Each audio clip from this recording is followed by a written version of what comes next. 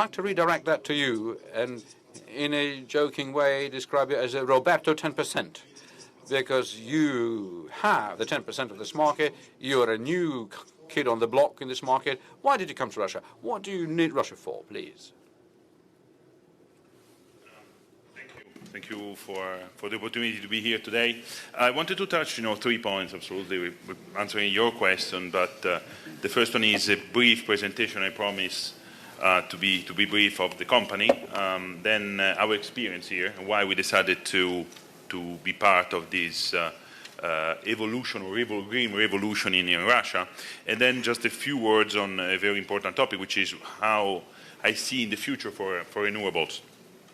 I don't know if I can have also just to maybe, yeah, okay, perfect. Now the first one is the previous slides. You see here how the one before, perfect, where Enel is in the world, in which businesses, and you see here 3 of the pillars of our strategy, starting from retail.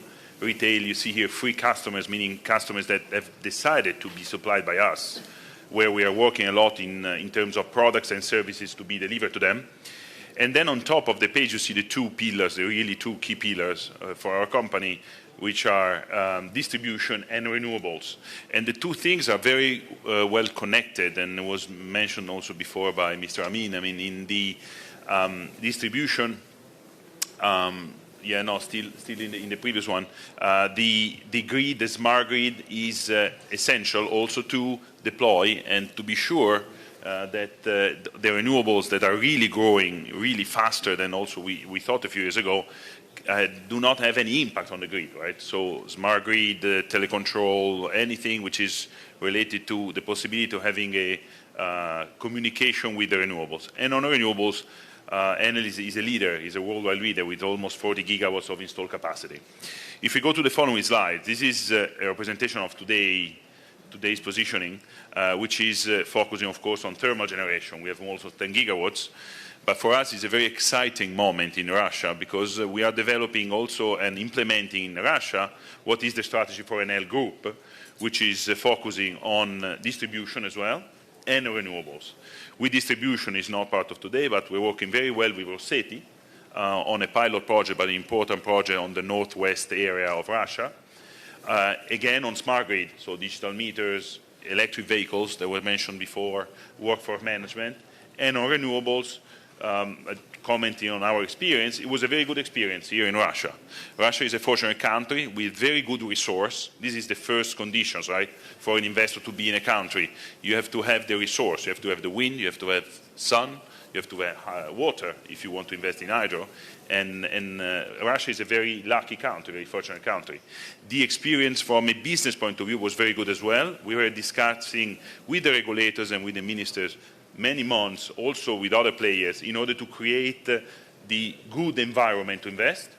The process was run and was commented before in a very transparent and competitive way.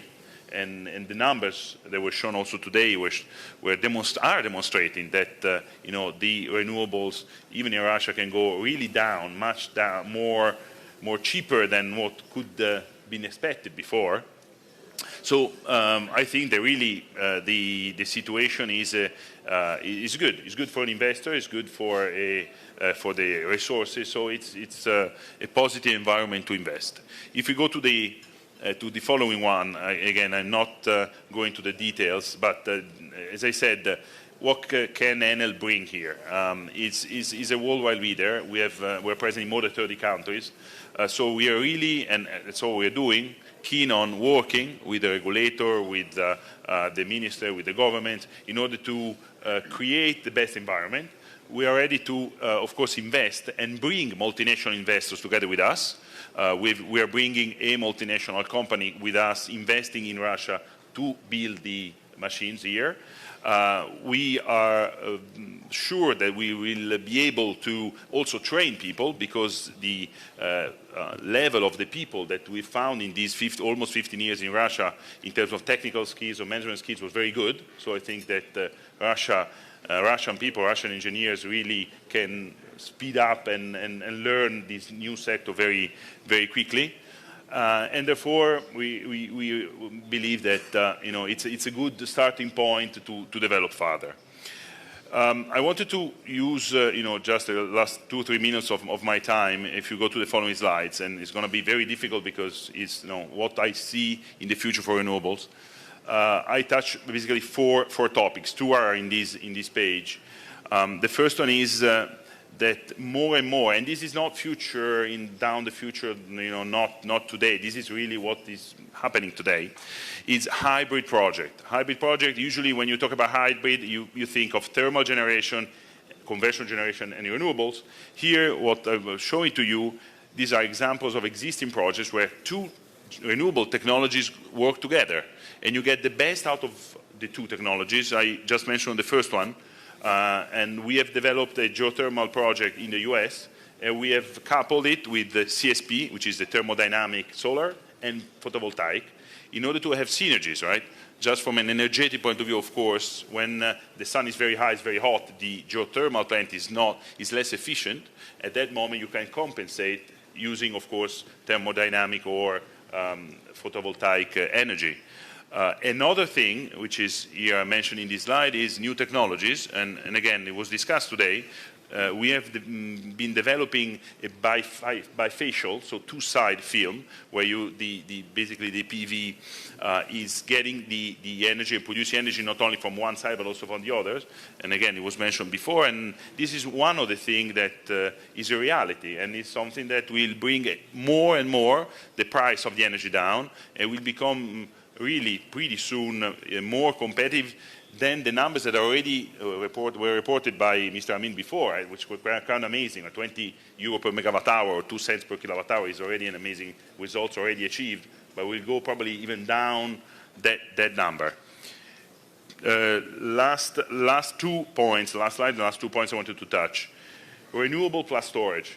This is something that I think is, of course, a very well-discussed topic, but I really believe that storage, as I usually say also in conferences, is the new PV. So you will see in storage the cost decreasing much more than we think today. That was 10 years ago when we were discussing on PV.